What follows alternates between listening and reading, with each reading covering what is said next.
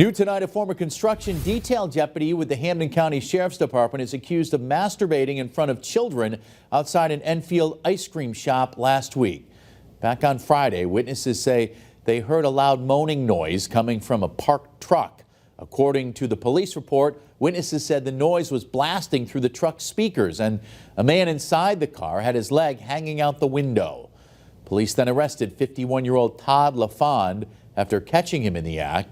LaFond's now being charged with public indecency. Western Mass News reached out to the Hampden County Sheriff's Office for a statement on the arrest.